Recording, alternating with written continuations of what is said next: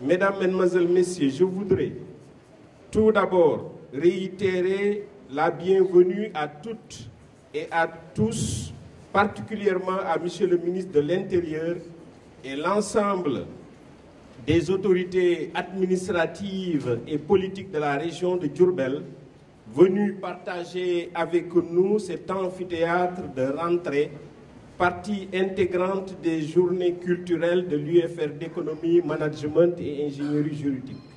À toutes et à tous, nous vous disons donc, soyez les bienvenus à l'université Alioune Diop.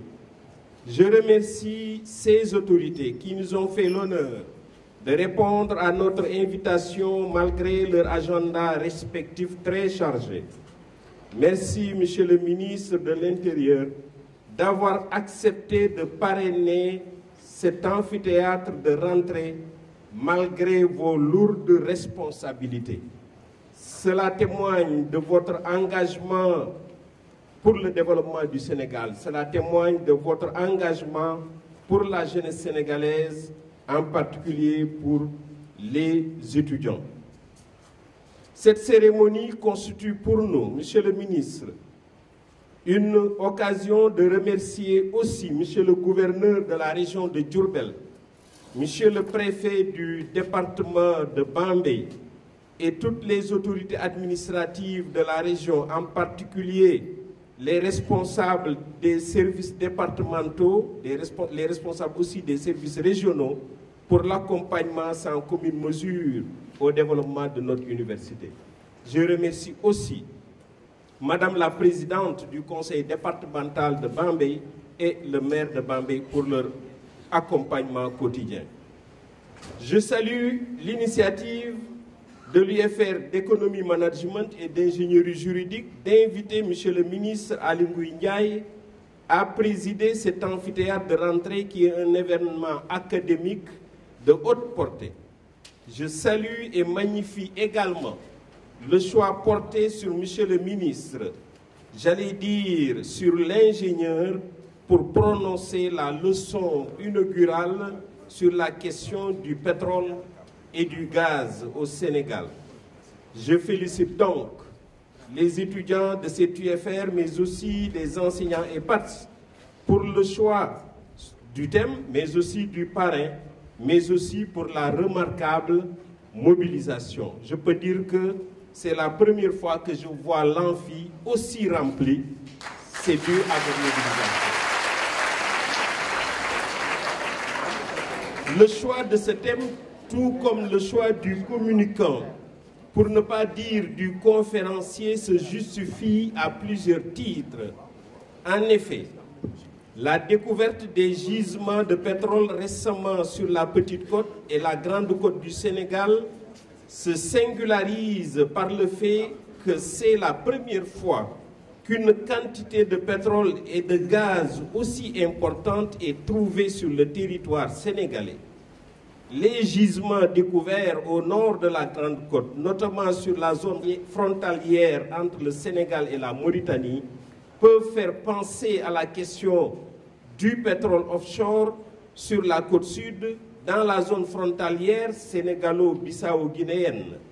Les enjeux économiques, sociaux, environnementaux, sanitaires, technologiques, géopolitiques, bref, la question de l'exploitation de ces gisements de pétrole et du gaz alimente tant l'actualité et les interprétations, mais également les jugements hâtifs vont dans tous les sens.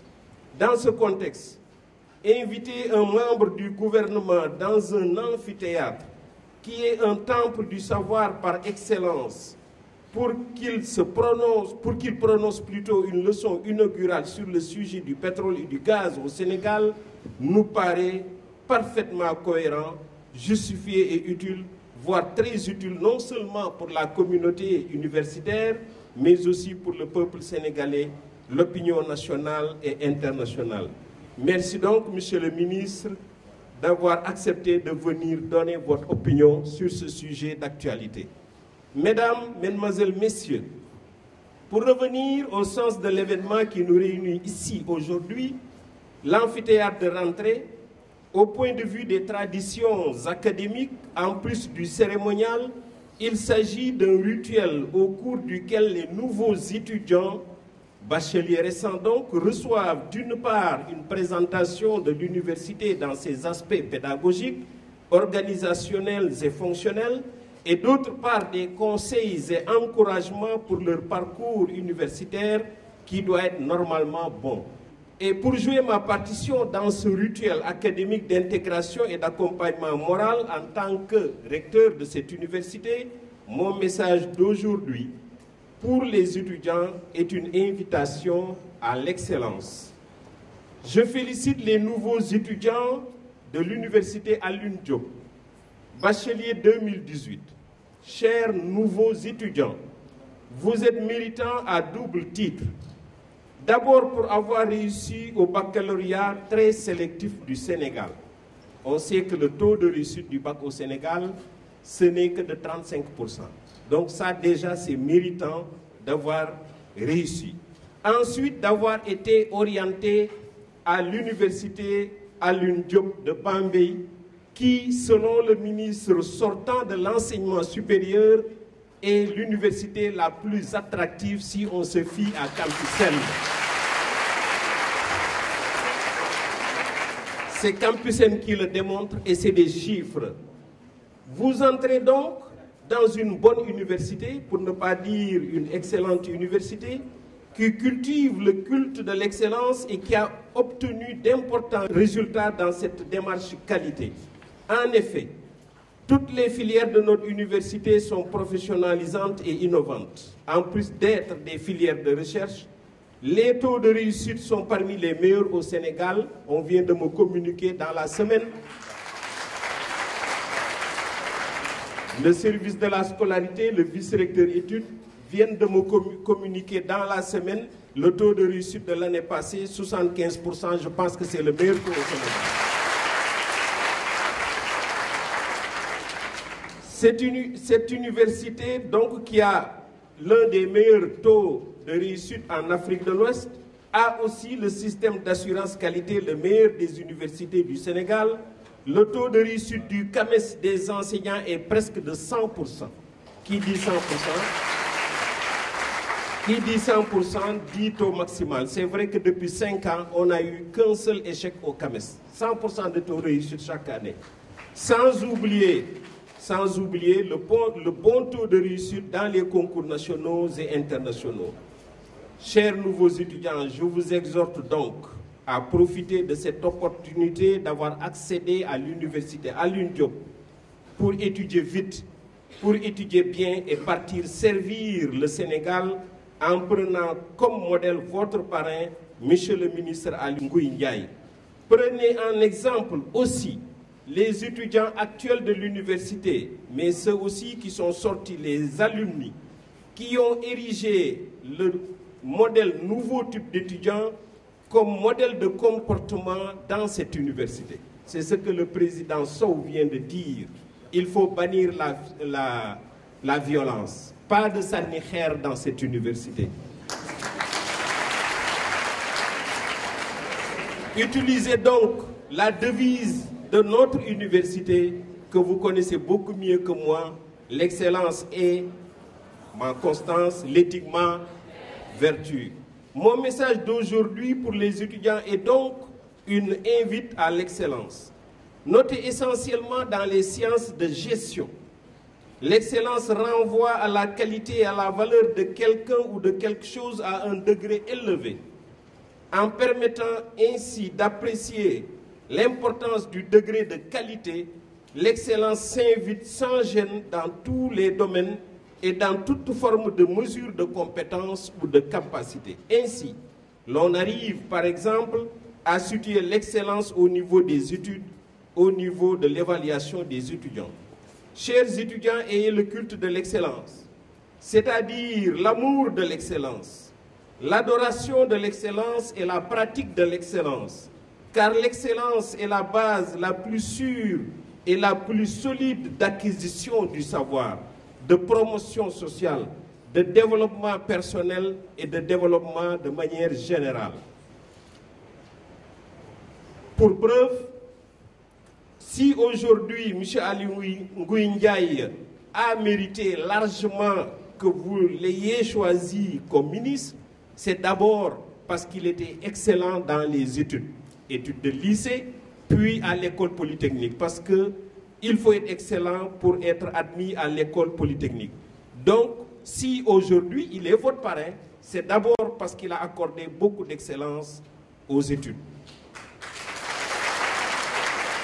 Un étudiant excellent a les dispositions nécessaires et la facilité de comprendre ses cours, d'assimiler ses matières et de réussir ses études, de réussir tout simplement sa vie. Et ça, j'ai l'habitude d'y insister. C'est votre future vie qui est en jeu pendant ces années que vous allez faire à l'université. Soit vous faites votre vie définitivement, soit vous vous collez des problèmes. Et pour s'en sortir, il faut choisir le chemin de l'excellence. Serigne Abdoul Ahad Mbacké, troisième khalife général des Mourides, disait « Étudier n'est pas long, c'est ne pas étudier qui est long. Jang yagul baña jang mo yag ». Considérant la concurrence qui caractérise le monde du travail où l'excellence demeure le principal critère d'insertion, les étudiants excellents, les meilleurs des diplômés, ont non seulement plus de chances d'être recrutés, mais aussi d'être excellents dans leur domaine et services respectifs. L'excellence aux études est un facteur sûr et efficace de développement, puisqu'il fortifie l'éducation comme facteur clé de développement. Concernant l'éducation, le XXe siècle s'est illustré par la prise de conscience que l'éducation est la base du développement, que ce soit régional ou à l'échelle nationale. Et le XXIe siècle est en train de le confirmer. Comme le remarque Pierre Legendre, qui est un historien du droit, donc certains de vous le connaissent bien, et psychanalyste français et ancien expert à l'UNESCO, donc Pierre Legendre disait le catalyseur d'une réforme de la société, le sens de la vie, la quête du bonheur, le besoin fondamental, le meilleur investissement d'une nation, la marque décisive de la civilisation réside dans l'éducation. L'éducation se voit par ailleurs assigner des objectifs de qualité, de réussite pour tous, de développement intégral, de formation globale. Ainsi, l'éducation vise non seulement le développement humain, mais aussi l'essor de la société dans tous les domaines.